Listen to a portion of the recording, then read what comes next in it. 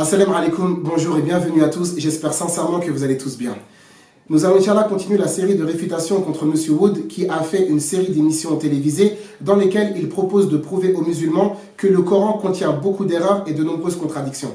Donc, sans plus attendre, nous allons consulter ensemble les images. Chapter 2, verse 62 of the Quran says that Jews and Christians don't need to fear because we will be accepted by Allah. So Jews and Muslims in the West will quote this. You see, Christians, Muslims, Jews, we're all going to heaven. Right? That's what the Quran right there. And it does. It says that. Chapter 2, verse 62. Exactly. We have no need to fear. We're all going to heaven.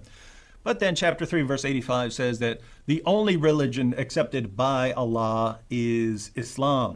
Dans cette séquence vidéo, M. Wood prétend qu'Allah subhanahu wa ta'ala a affirmé dans la sourate 2, verset numéro 62, que les juifs et les chrétiens n'avaient rien à craindre pour le jour du jugement dernier, mais que par contre, dans la sourate 3, verset numéro 85, Allah a affirmé catégoriquement que la seule religion qu'il acceptait, eh bien, c'était la religion musulmane.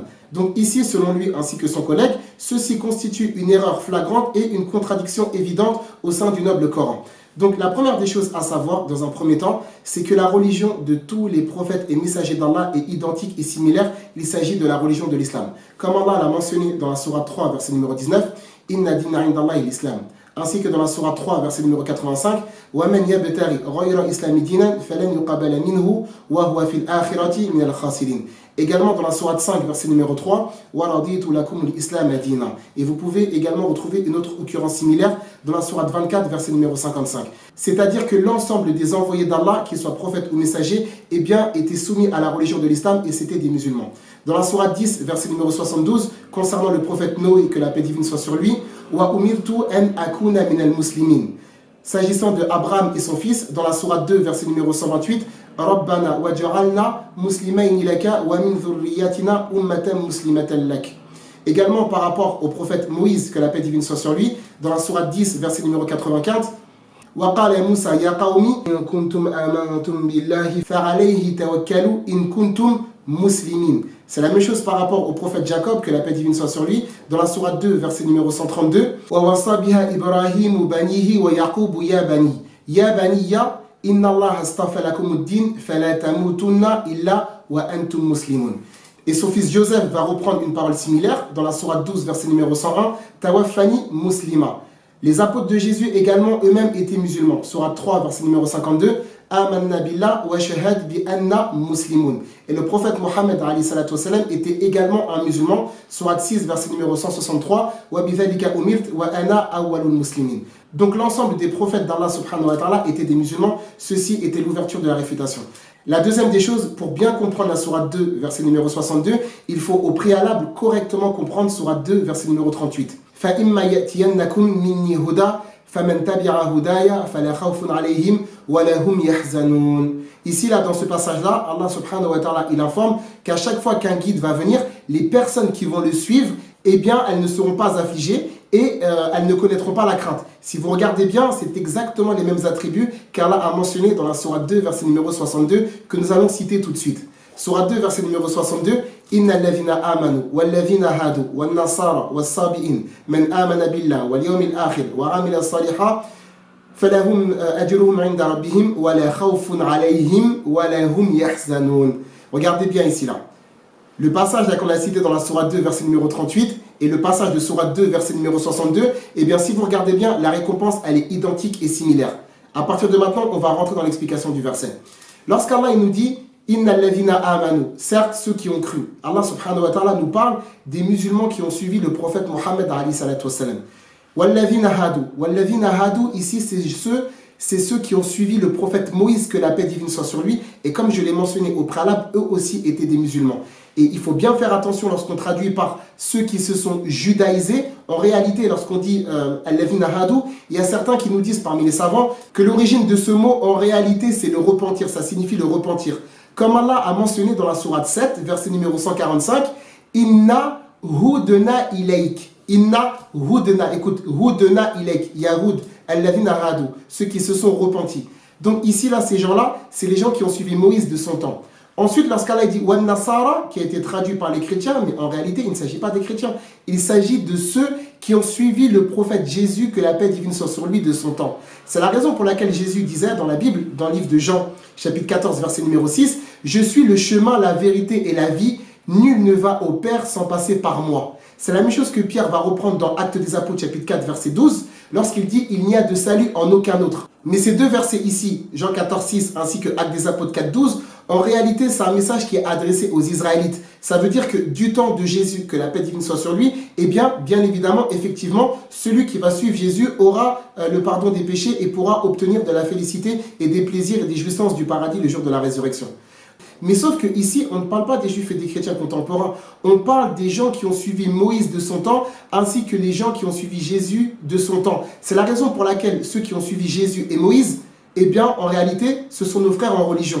Et c'est dans cet esprit-là qu'Allah dira, dans la sourate 59, verset numéro 10, « وَالَّذِينَ جَاءُوا مِنْ بَعْدِهِمْ يَقُولُونَ رَبَّنَا اغْفِرْ لَنَا وَلِإِخْوَانِنَا الَّذِينَ سَبَقُونَا بِالْإِيمَانِ » Dans ce verset-là rentrent les gens qui ont suivi Moïse et les gens qui ont suivi Jésus, que la paix divine soit sur l'ensemble de ces gens-là.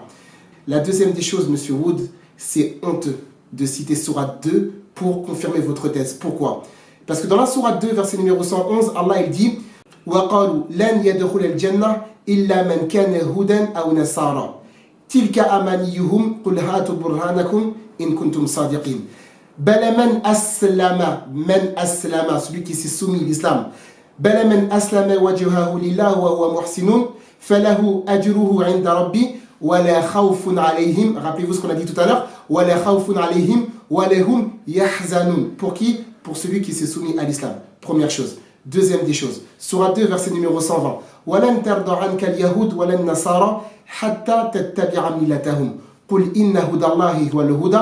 C'est exactement la même chose dans la Sourate 2, verset numéro 135.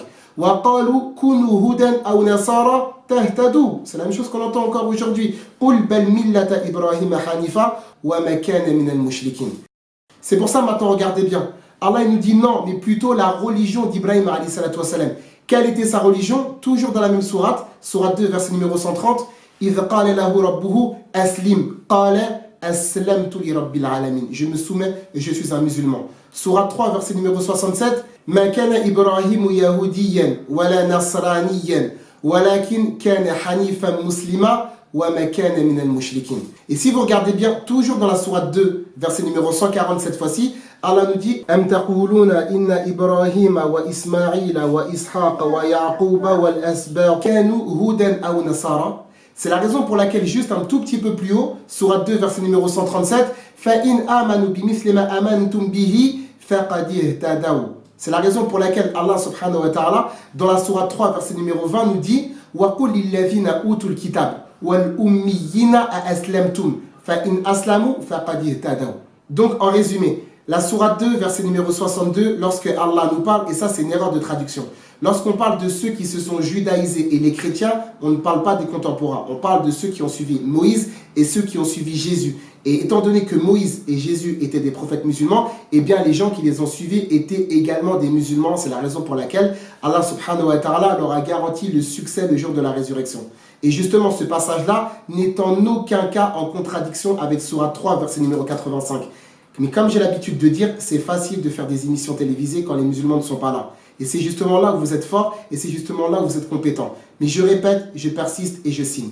Vous n'êtes pas en mesure de toucher au noble texte coranique. Sur les 604 pages du Coran, sur les 114 sourates qu'Allah Azza wa Jal a révélées, vous savez pertinemment que vous n'allez pas tenir sur le terrain de l'argumentation, sur le terrain du développement, de l'exposition, de la présentation et de la réfutation. C'est la raison pour laquelle vous avez honteusement recours au mensonge, à la calomnie, à l'hypocrisie, au fait de mentir, couper les versets de leur sens, couper les versets de leur contexte, couper les versets en plein milieu, inventer des versets, inventer des hadiths, utiliser des textes qui sont faux, utiliser des textes forgés pour pouvoir espérer, ne serait-ce que gêner un petit peu et déranger la religion musulmane. Mais vous savez pertinemment que sur le terrain de l'honnêteté, de l'intelligence, de la franchise et de l'intellect, vous savez que vous ne pouvez pas affronter les musulmans. C'est la raison pour laquelle vous mentez. Et vous le savez pertinemment. Et pour finir, je termine et je pose ça ici. Nous sommes en train de répondre aux meilleurs des étudiants parmi votre communauté, l'élite même de l'islamophobie. Je ne parle pas des chrétiens, alhamdoulilah, qui ont un excellent comportement avec lequel on peut discuter. Donc si jamais l'élite de l'islamophobie n'arrive pas à prouver que le Coran est faux, ce n'est pas leurs élèves qui vont le faire. Je vous remercie d'avoir suivi cette vidéo jusqu'à sa fin. C'est vrai, c'est vrai. Dans une vidéo, M. Wood, il a fait quelque chose qui était intéressant. Barakallahu fikum wa salam alaikum.